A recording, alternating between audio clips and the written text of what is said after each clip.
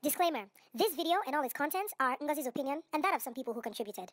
We're all entitled to our opinions, so enjoy.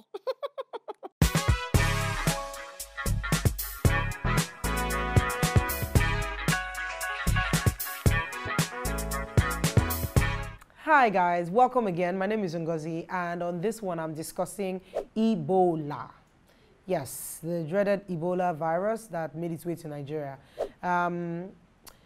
It's not my style because I'm usually lighthearted, and so I'm going to try to take this as lightheartedly as possible, even though there's nothing lighthearted, there's nothing easy about Ebola. But it's a very trending topic, and I thought it was something that I should talk about and discuss on the Ngee Show.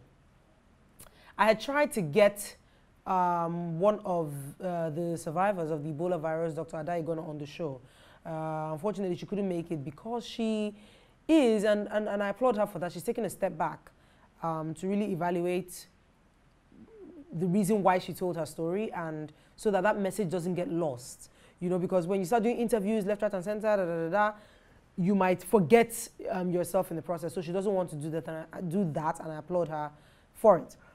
You know, that said, it's very interesting because we were living our lives, and apparently Ebola was discovered in Africa in 1976, and they named it after the Ebola River in Congo.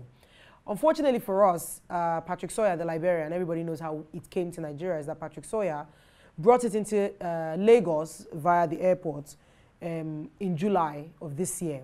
Now, that said, it brings me to, because I have a list of 5 things and how it has affected us. Because we all know what happened after he came in. He went to First Consultant Hospital, and the problems ensued from there. So the first thing I'm going to talk about as far as Ebola is concerned is Nigeria as a country, because it is our reactive nature as a country that caused this problem in the first place. Because if we had been preventive in the sense that we already knew that the Ebola surge had started again, and Liberia was going through it, Congo, Sierra Leone, and so on and so forth. It was bad. We could have already started preventive measures. Thermometers at the airport, everything that we have now, we could have already started. So if anyone who can do anything is listening to me today, the one thing I keep preaching about in this country is we need to be preventive. I don't know what it is, this need to be reactive. You already hear it. No, they wait, last, and when you come break the building, we could come fix them. How about you try to prevent it from happening? So that said, the first thing is that we are reactive as a people. When the thing now happened, hey, sanitizer, this, that. Meanwhile, the man had already come in, and he came in, and of course, we didn't have centers to test for Ebola, so it had to be sent away and brought back, and he had to go to First Consultant Hospital. And my gosh, if you know anything about First Consultant Hospital in Lagos, you know, Balende, it is a grade A hospital. I know a lot of people that work there. I know a lot of people that used to go there. But now that place has pretty much become a ghost town because of Patrick Sawyer. Unfortunately, we didn't have the right measures in place. And as a result, people will stigmatize that hospital for a very long time, even though Ebola has left the vicinity. But so that's number one. Number two, again, in our usual Nigerian fashion, we started making jokes about it. There is nothing, you know, when I saw the first one, I thought, there's nothing beyond us, you know, as Nigerians, because and I'll do an episode about the Nigerian-ness of us, the way we make jokes about everything, because you wait for your first lady to say, there is God, oh, then we start making t-shirts about it. We do bring back our girls. The politicians do bring back Good Luck Jonathan, and things like that. And I'm just thinking, even with Ebola, I saw some jokes about an Igbo man will greet you, Ebola, you know, say, Mbao, I know Ebola, are you Ebola? And I'm just like, no, it's not funny. Let us not make jokes about this thing. That is number two. Number three, in the midst of everything that was happening, our ignorance now came forward. Ignorance, illiteracy played, I think, a huge role in this Ebola thing. There was the one about salt in water. This, and by the way, when I say ignorance, I'm not talking about illiterate people.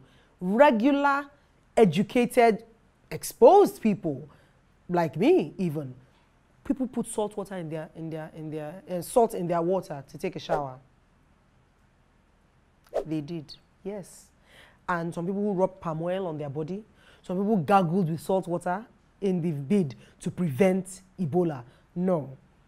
I actually pray that nobody did that and then they actually now got the Ebola virus, because that would have been a real shame. Some people even went as far as saying, I beg, that's how when HIV came to, they were panicking everybody. Where are the dead bodies? They should come and show us where the dead bodies are. That there is government propaganda. You know election is coming. So government is just trying to use something to say that they are working.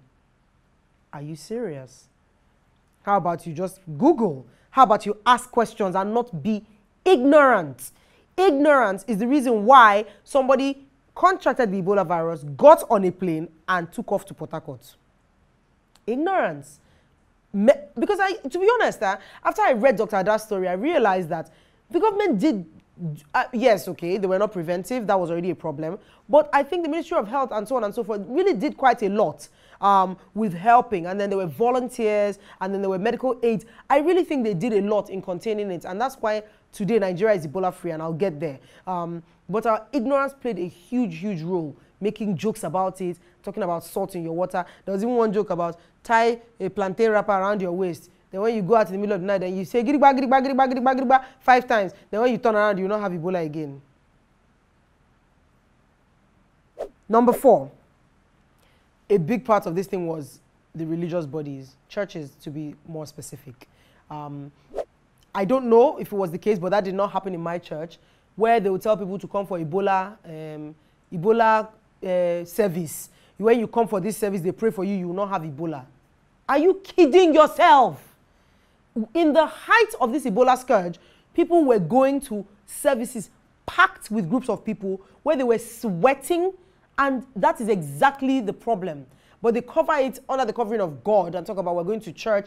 Do not do that. You are leading people. Anyway, they did say these are the end times. But I'm just saying, religious bodies have a role to play in preaching the right message. Don't call people. Of course, if you tell them to come and say, Ebola offering, Thanksgiving for Ebola, you put your money, you don't go get Ebola again.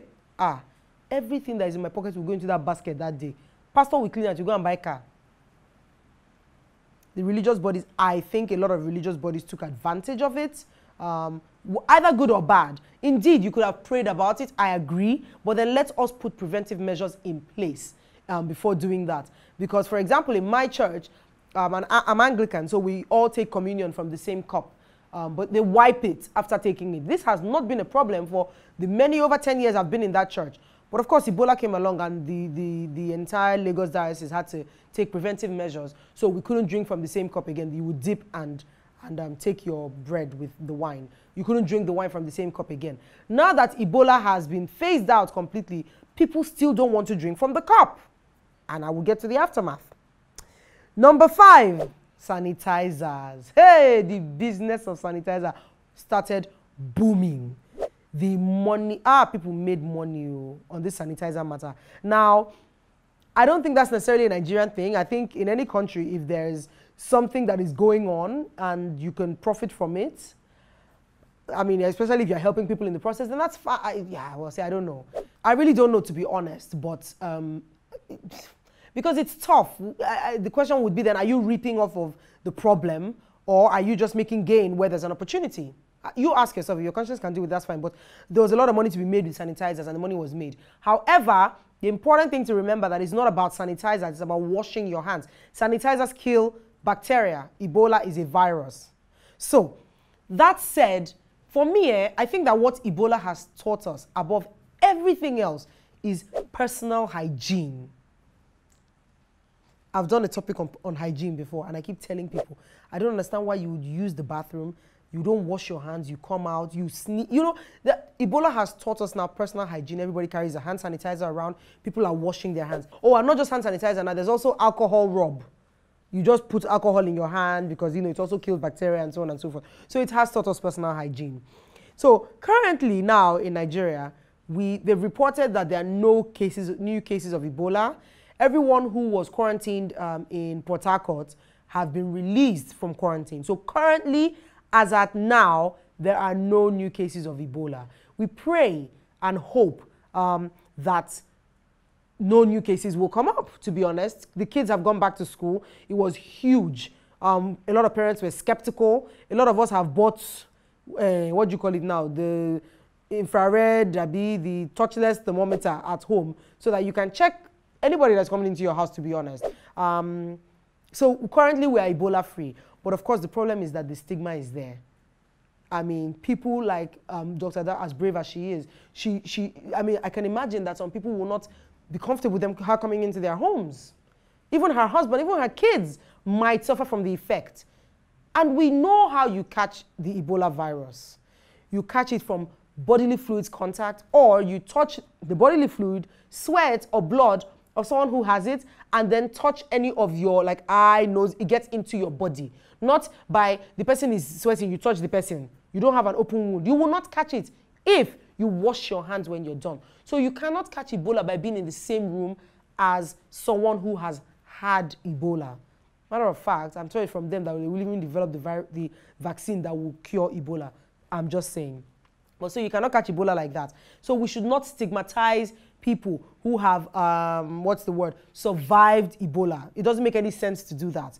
They've gone through a terrible ordeal. I would love for you to go and read the piece that she wrote, the story. She wrote her story on Bella Niger, and it's long. It's a long read. So if you have 8 to 10 minutes of your time, it is definitely worth your while to read it.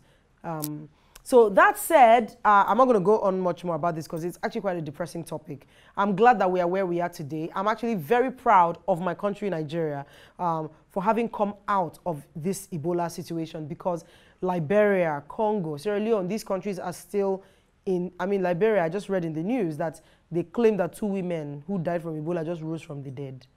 You know, the Africanness, honestly, I just pray that we'll all come out of it. I also want to remember the heroic Dr. Adadevoh, who died after she was the one who treated Patrick Sawyer. She came in contact with him, and she is the one who prevented him from leaving the hospital. He said he wanted to go to the synagogue or for some Christian program somewhere. She prevented him from leaving. I honestly believe that she's a godsend, because if she did not stop him from leaving, the story we would be telling today would be completely different. He would have gone and spread this thing to the world.